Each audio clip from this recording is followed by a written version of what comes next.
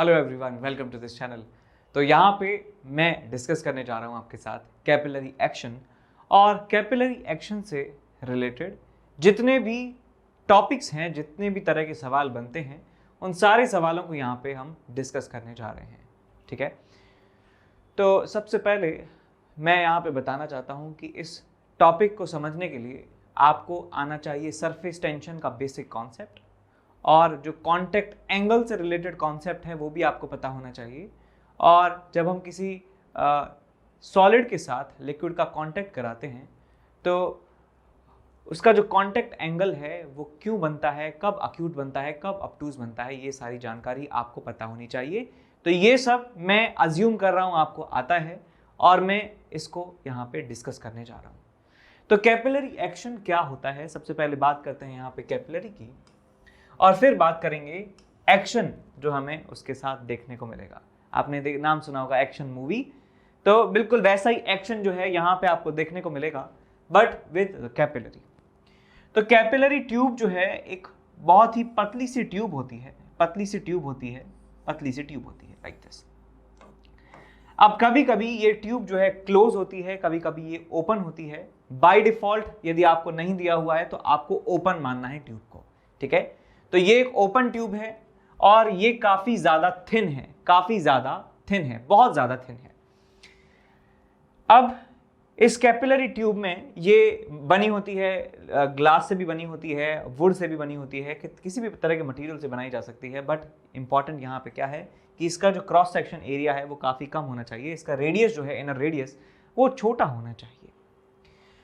तो मान लीजिए कि हमारे पास एक कंटेनर है, और कंटेनर है, लेट्स से ग्लास का कंटेनर है, और उस कंटेनर में हमने लिक्विड भर दिया है, लेट्स से पानी भर दिया है। तो पानी को जब हम भरेंगे तो आपको कुछ इस तरीके से नज़ारा दिखेगा कि जो ये कांटेक्ट है ग्लास का इस वाटर से, वहां पर एक इस तरह की मेनिस्कस जो है, एक कर्व जो है सरफेस आपको यहाँ पे दिखने वाला है। तो पानी जो है इस कंटेनर में आपको दिखाई देगा कुछ इस तरीके से आपको ये दिखाई देने वाला है।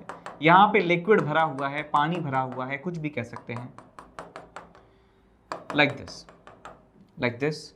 यहाँ पे भरा हुआ है, पानी भरा हुआ है, या लेट्स से कोई भी लिक्विड भरा हुआ है, जो ऐसा कॉनकेव टाइप का मेनिस्कस यहाँ पर फॉर्म कर रहा है।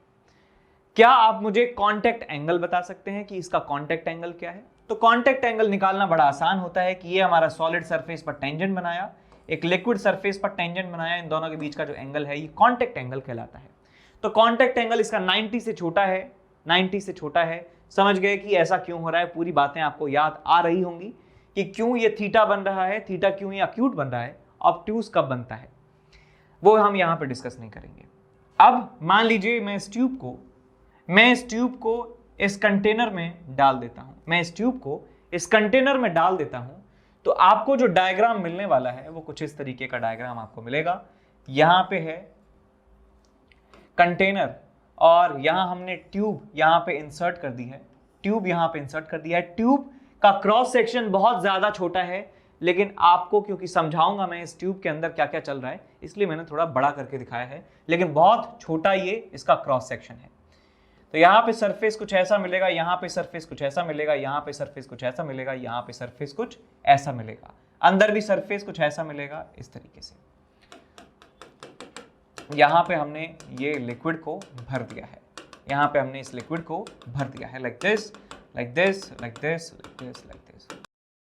अब जैसे ही कैपिलरी को हमने इस कंटेनर में डुबोया है, अब एक्शन स्टार्ट होगा। होता क्या है कि ये जो इस ट्यूब में जो लेवल है इस लिक्विड का, ये ऊपर की तरफ चढ़ने लगता है, ये लिक्विड का लेवल इसमें चढ़ने लगता है। एक इंपॉर्टेंट अनाउंसमेंट आपके लिए मैं लाया हूं।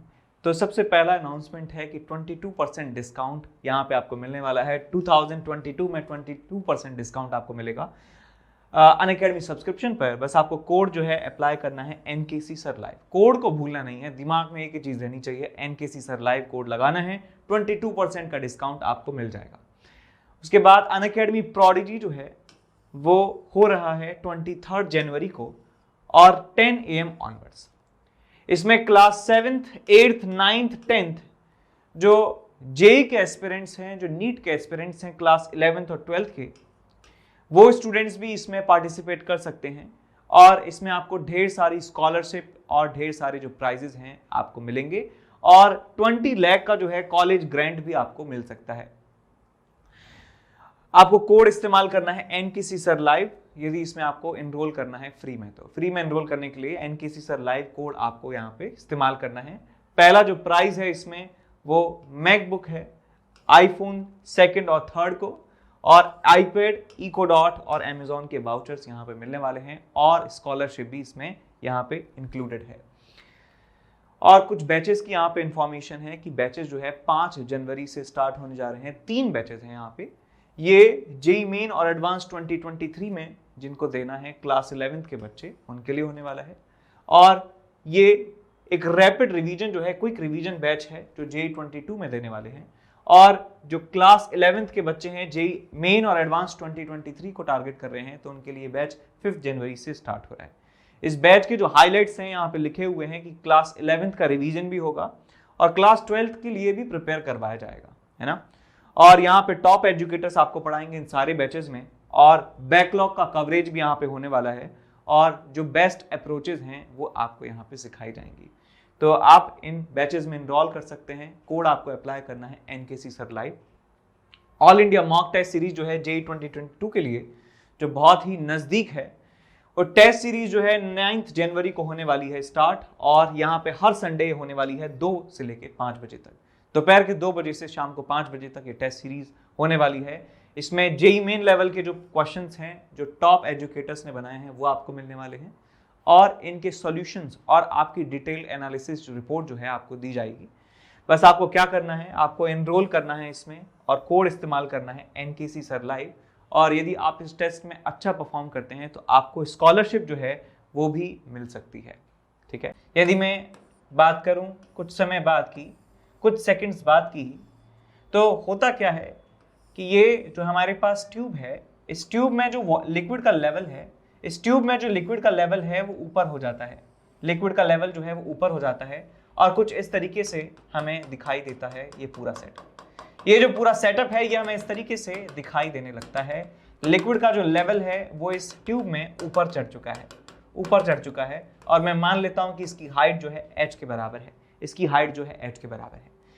तो यहां से यहां अचानक से पानी ऊपर चढ़ने लगा, पूरा लेवल जो है यहां पर है लेकिन अचानक से जो लिक्विड है ऊपर चढ़ गया इस पर्टिकुलर ट्यूब में। तो ऐसा क्यों होता है इसको हम समझेंगे एकदम माइक्रोस्कोपिक वे में। माइक्रोस्कोपिक वे में एक एक चीज मैं आपको समझाऊंगा और बताऊंगा कि क्यों इसमें लिक्विड ऊपर चढ़ जाता है।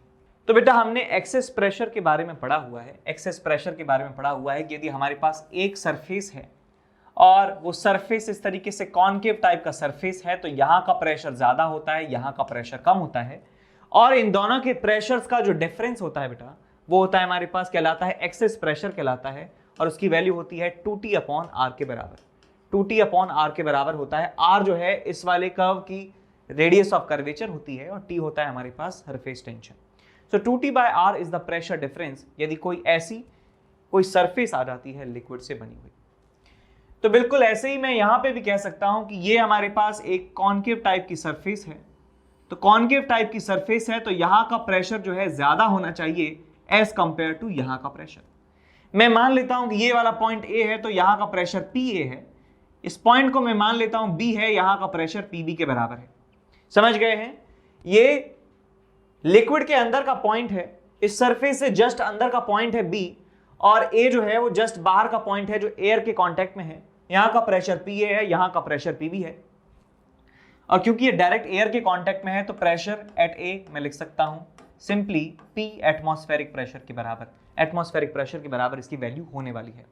अच्छा, और यदि मैं बी पॉइंट के प्रेशर की बात करूं तो बी पॉइंट का प्रेशर क्या होने वाला है, ए पॉइंट का pressure minus of 2T divided by R. R क्या है बेटा, इस वाले ये जो आपके पास सरफेस है इसका रेडियस ऑफ कर्वेचर, इसका रेडियस ऑफ कर्वेचर आर के बराबर है। तो यहां से मैं पीबी की वैल्यू लिख सकता हूं आसानी से कि this is P A minus 2T by R.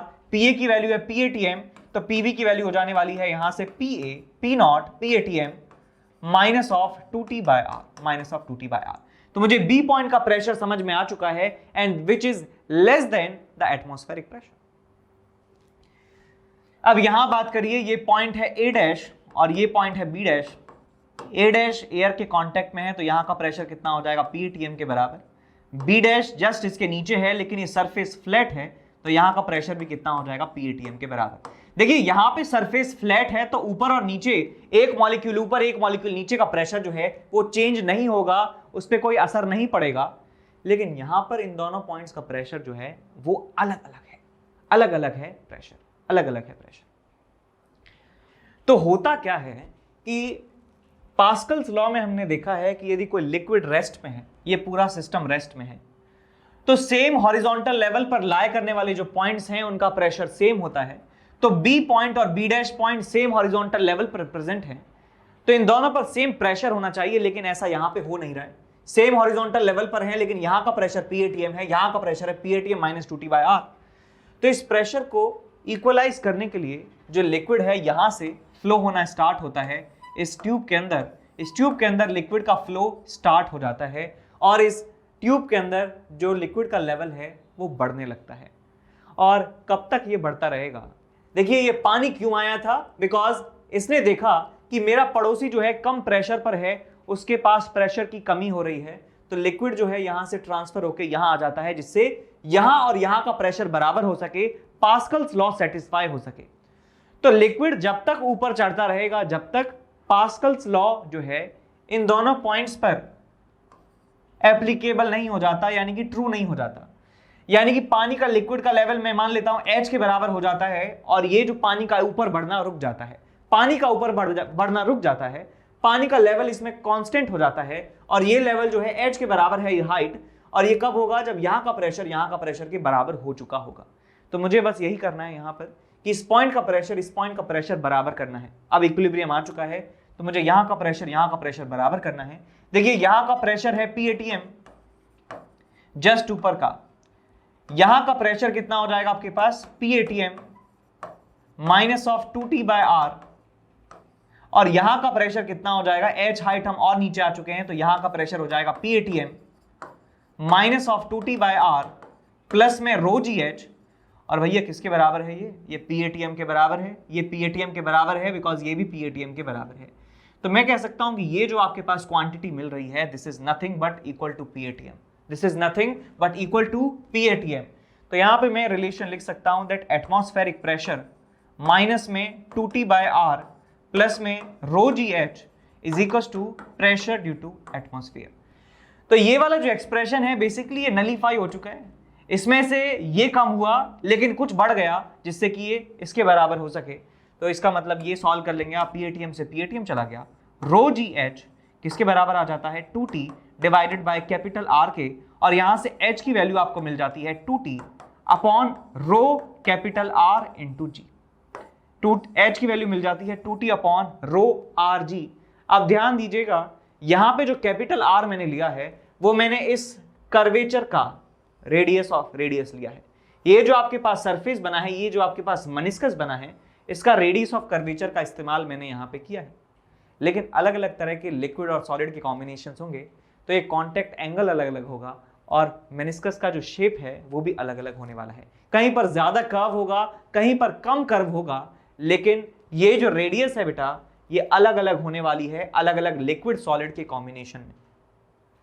तो हमें हमारी ये जिम्मेदारी बनती है कि इस कैपिटल R को हम एक सिंपल जो है फॉर्म में कन्वर्ट करें या कैपिटल R की वैल्यू निकालें कैसे ना कैसे करके। तो यहां तक आई होप आपको समझ में आ गया है कि हमने क्या क्या किया है, कैपिलरी रिएक्शन होता क्या है, कि लिक्विड इसमें ऊपर क्यों चढ़ जाता है। उसका रीजन होता है कि प्रेशर को बराबर करने के लिए, जैसे मान लीजिए कि आपके देखिए सेम लेवल में दो पॉइंट्स हैं। मान लीजिए इसको ऐसे सोचिए कि आप और आपका हम उम्र दोस्त है या आपका भाई है जो आपके ही बराबर है। तो आपके भाई को भी कभी दर्द होगा, आपके बराबर के दोस्त को कभी दर्द होगा, कभी दिक्कत होगी, तो आप तुरंत जो है हेल्प करने जाएंगे। यदि मान लीजिए आप और आपका कोई बड़ा भाई, बड़ा रिश्तेदार जो है उसको कोई दर्द है तो शायद उतना फर्क ना पड़े, लेकिन यदि आपके बराबर का दोस्त है, आपके बराबर का भाई है, तो आप फटाफट उसकी मदद करने के लिए जाओगे। तो ऐसा यहां पे हो रहा है ये सेम हॉरिजॉन्टल लेवल के पॉइंट्स हैं, लिक्विड में कोई मोशन नहीं है, तो पास्कल्स लॉ जो है वो होना चाहिए ट्रू कि दोनों पॉइंट्स का प्रेशर बराबर होना चाहिए। लेकिन इसका प्रेशर PATA में इसका प्रेशर कम है, तो प्रेशर को बराबर करने के लिए यहाँ से लिक्विड इसमें चलता चला जाता है और इस ट्यूब में जो लिक्विड का लेवल है वो ऊपर हो जाता है। ऑफ कोर्स सी बात है, एक कॉमन सी बात है कि लिक्विड का लेवल ऊपर जाएगा तो इसमें भी लेवल जो है कम होने वाला है, इस लिक्विड का लेवल जो है इस कंटेनर में कम हो जाएगा। लेकिन क्योंकि इसका साइज बहुत ज्यादा छोटा है तो पानी भले ही ऊपर चला जाए उतना ज्यादा फर्क इस लेवल पर नहीं आने वाला है, इतना ज्यादा फर्क इस लेवल पर नहीं आने वाला है। तो आई होप आपको ये समझ में आया कि कैसे हमने किया है। अब यहाँ पे हम क्या करने जा रहे हैं, हम कैपिटल R में और ये जो ट्यूब का रेडियस है इसमें रिलेशनशिप स्टैब्लिश करने जा रहे हैं। हम कैपिटल R और इस ट्यूब के रेडियस में एक रिलेशन जो है स्टैब्लिश करने जा रहे हैं, ध्यान से देखिएगा। तो हम यहाँ पे देख चुके हैं कि ट्यूब के अंदर क्या होता है, कैपिलरी ट्यूब के अंदर क्या हो रहा है। कैपिलरी ट्यूब के अंदर क्या हो रहा है कि ये ट्यूब है और ट्यूब के अंदर जो है h हाइट तक लिक्विड भर चुका है, h हाइट तक लिक्विड जो है वो भर चुका है ऊपर तक इस तरीके से। ये जो आपके पास सरफेस है, ये जो आपके पास मेनिस्कस है, ये किसी एक इमेजिनरी सर्कल का पार्ट है, ये किसी इमेजिनरी सर्कल का पार्ट है जिसका सेंटर है यहाँ पर, और सेंटर से लेकर सरकमफेरेंस तक का जो डिस्टेंस है वो r के बराबर है। सेंटर से सरकमफेरेंस का जो डिस्टेंस है वो r के बराबर है, या कह सकते हैं कि इस पॉइंट पर आप टेंजेंट बनाइए, टेंजेंट के परपेंडिकुलर जो नॉर्मल होगा वो सेंटर से पास होगा और ये डिस्टेंस r के बराबर है। बात आई समझ में। अब ट्यूब का रेडियस क्या होगा, ये सेंटर है ट्यूब का, मान लीजिए मिडिल पॉइंट है, ये वाली जो लेंथ होने वाली है ये ट्यूब की रेडियस होने वाली है। यदि ये r स्मॉल r ट्यूब का रेडियस है तो ये वाला डिस्टेंस भी ट्यूब का रेडियस होने वाला है स्मॉल r के बराबर। बात आई समझ में। ये कैपिटल R है, यहां से लेके यहां तक की डिस्टेंस, और यहां से एक्सिस तक की जो डिस्टेंस है वो ट्यूब की रेडियस कहलाने वाली है।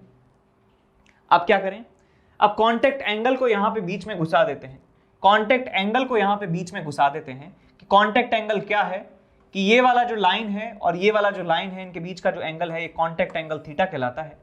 अब ये बेटा यदि थीटा के बराबर है, इसका और टेंजेंट का एंगल थीटा है तो इसका और नॉर्मल का एंगल भी थीटा होने वाला है, तो ये वाली जो एंगल है ये थीटा के बराबर होगा। ये प्रॉपर्टी आपको मालूम है, दो लाइंस के बीच का एंगल थीटा तो उनके परपेंडिकुलर्स के बीच का एंगल भी थीटा के बराबर होता है। तो यदि ये वाला टेंजेंट सॉलिड सरफेस के ऊपर, लिक्विड सरफेस के ऊपर टेंजेंट के बीच में एंगल कॉन्टेक्ट एंगल के बराबर है, थीटा के बराबर है, तो इसका परपेंडिकुलर ये और इसका परपेंडिकुलर ये, इनके बीच में एंगल भी थीटा के बराबर होने वाला है। अब भाई देखिए ध्यान से, इस वाले ट्राइंगल में आप ध्यान से देखिए, ये डिस्टेंस है कैपिटल R, ये डिस्टेंस है स्मॉल r, r और कैपिटल स्मॉल r और कैपिटल R में रिलेशन में लिख सकता हूं capital R cos theta is equal to small r, तो यहां से आपको मिल जाता है capital R is equal to r upon cos theta. ये पिछले पेज से कंटिन्यू कर रहे हैं, ये सारी चीज जो है पिछले पेज से ही कंटिन्यू कर रहे हैं। ये वाला जो डायग्राम है यहाँ पे मैंने बनाया है दोबारा से, और मैं जो पुराना फॉर्मूला है h is equal to, we already know that h is equal to 2t upon rho capital R जी। तो यहाँ पे कैपिटल R की जगह ये वैल्यू मैं पुट कर दूंगा, तो आपको जो है आंसर मिलने वाला है that height of liquid in the capillary tube is equal to 2t cos theta divided by rho small r g। तो बेसिकली हमारे पास दो फॉर्मूले बन जाते हैं। यदि हमें दिया हुआ है रेडियस ऑफ कैपिलरी ट्यूब, ये स्मॉल r क्या है बेटा, small r is radius of capillary tube, और कैपिटल R क्या है बेटा, this is the radius of curvature of meniscus form. जो मेनिस्कस बनी है उसका रेडियस कैपिटल R के बराबर यहां पर आपको दिया हुआ है।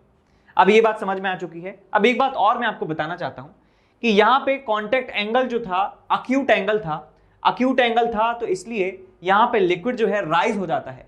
लेकिन यदि हमारे पास ऐसा लिक्विड है जो सॉलिड के साथ ऑब्टूस एंगल बनाता है, जैसे ग्लास और मरकरी, एंगल ऑफ कॉन्टेक्ट उनके बीच में 135 डिग्री के आसपास होता है, तो उस वाले केस में लिक्विड राइज नहीं होता है कैपिलरी ट्यूब में, बल्कि और कम हो जाता है। यदि यहां पर ग्लास होता और मरकरी होता तो लिक्विड इसमें राइज नहीं करता बल्कि अंदर घुस जाता और ये जो आपके पास मेनिस्कस है बेटा, इसका शेप ऐसा नहीं होता बल्कि ऐसा हो जाता, ठीक है, उल्टा हो जाता। तो मेरी आपसे रिक्वेस्ट है, ये जो पूरा का पूरा जो मैंने आपको समझाया अभी, ये आप ग्लास और मरकरी के लिए करके देखिए। ग्लास और मरकरी जिसमें मेनिस्कस जो है वो ऐसे नहीं बल्कि ऐसे बनने वाला है, और पूरा अपने आप एक्सप्लेन करके देखिए।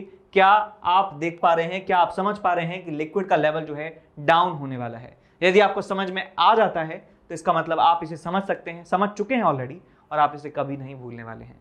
तो आप खुद से पूरा थॉट प्रोसेस स्टार्ट से आप करना कि यहाँ पे ग्लास और मरकरी होता तो लिक्विड का लेवल घट जाता, इस बात को समझ में आपको आ जाना चाहिए अपने आप, ठीक है। अब यहाँ पे ये जो हमने लिखा है, ये जो हमने लिखा था कि प्रेशर को हमने बराबर किया था, इसको सॉल्व करने का तरीका फोर्स से भी आता है। इसको सॉल्व करने का तरीका फोर्स से भी आता है। फोर्स से कैसे आता है? तो यहाँ पे मैं लिखता हूं फोर्स वाली अप्रोच। फोर्स वाली अप्रोच, जो हाइट ऑफ लिक्विड है इसे सॉल्व कर सकते हैं हम फोर्स वाली अप्रोच लगाकर। कैसे? कि पहले कैपिलरी ट्यूब ऐसे थी और कैपिलरी ट्यूब में लिक्विड अभी राइज नहीं हुआ है। कैपिलरी ट्यूब में अभी लिक्विड राइज नहीं हुआ है, अभी इस तरीके से सिचुएशन है, इस तरीके से सिचुएशन है, लाइक दिस, ये, ठीक है। अब यहां पे देखिए हो क्या रहा है कि लिक्विड जो है लिक्विड के ऊपर फोर्स लग रहा है, लिक्विड के ऊपर फोर्स लग रहा है सरफेस टेंशन का फोर्स इस लिक्विड के ऊपर लग रहा है। यहाँ पे सरफेस टेंशन T इंटू ये रेडियस इसका r के बराबर है, सो T इंटू 2 पाई r के बराबर इसके ऊपर फोर्स लग रहा है इस डायरेक्शन में। इसका यदि हम रिजल्टेंट निकालेंगे, तो ये वाला एंगल जो है बेटा थीटा के बराबर है, ये एंगल थीटा के बराबर है, तो ये वाला एंगल भी थीटा के बराबर हो जाएगा। तो यहाँ से हम कह सकते हैं कि इस लिक्विड के ऊपर एक कांस्टेंट फोर्स लग रहा है T इंटू 2 पाई r इंटू कॉस थीटा। ये फोर्स लग रहा है इस लिक्विड के ऊपर इतना फोर्स लग रहा है। अब मैं कह सकता हूं कि कांस्टेंट फोर्स यदि इस पर लगेगा तो ये लिक्विड जो है ऊपर चलने वाला है, ऊपर की तरफ एक्सेलरेट होगा, ऊपर की तरफ बढ़ने लगेगा। और कब तक बढ़ने लगेगा? जब तक कि mg जो है इस लिक्विड का जो ग्रेविटेशनल फोर्स है वो बैलेंस नहीं हो जाता। देखिए कुछ समय के बाद जब लिक्विड चढ़ने लगेगा तो लिक्विड के ऊपर जो ग्रेविटी है वो नीचे की तरफ एक्ट करने लगेगी। ये मान लीजिए यहां पे लिक्विड हो जाता है इस तरीके से, तो इस लिक्विड के ऊपर फोर्स तो लग रहा है ऊपर की तरफ T इंटू 2 पाई r इंटू कॉस थीटा, और नीचे की तरफ ग्रेविटेशनल फोर्स लग रहा है mg के बराबर। तो जब तक ये फोर्सेस जो है बराबर नहीं हो जाते तब तक जो है लिक्विड ऊपर चढ़ता रहेगा, और जब लिक्विड रुक जाएगा चढ़ना तो इसका मतलब कह सकता हूं ये वाला जो फोर्स है ऊपर की डायरेक्शन में और नीचे mg फोर्स जो है दोनों आपस में एक दूसरे के बराबर आ चुके हैं। तो यहाँ पे T इंटू 2 पाई r इंटू कॉस थीटा उसे आप बराबर कर देंगे mg के। mg इसका मतलब है इस वाले पार्ट का मास, वो मैं लिख सकता हूं कि हाइट यदि h मान लेता हूं तो आपको मिल जाएगा density into pi r square into h into g। तो इन फोर्सेस को मैंने यहाँ पे बराबर कर दिया है, यहाँ पाई से जो है पाई कैंसिल आउट हो गया, r से जो है r कैंसिल आउट हो गया, आपको मिल जाता है यहाँ से T into 2 into cos theta is equals to rho into r into h into g। तो यहाँ से h की वैल्यू आपको मिल जाती है 2t cos theta divided by rho r g। तो यहाँ से h की वैल्यू हमें मिल जाती है 2t cos theta upon rho r g। तो ये फोर्स जो मैंने कैलकुलेट किया है वही हम प्रेशर से कैलकुलेट कर चुके हैं, 2t cos theta upon rho r g। Same formula हम यहाँ पे डिराइव कर सकते हैं। तो आप, आई होप आपको समझ में आया कि पूरा कॉन्सेप्ट क्या है और कैसे हम ये फॉर्मूला डिराइव करते हैं। फॉर्मूला भी अल्टीमेटली आपको याद होना चाहिए, ठीक है।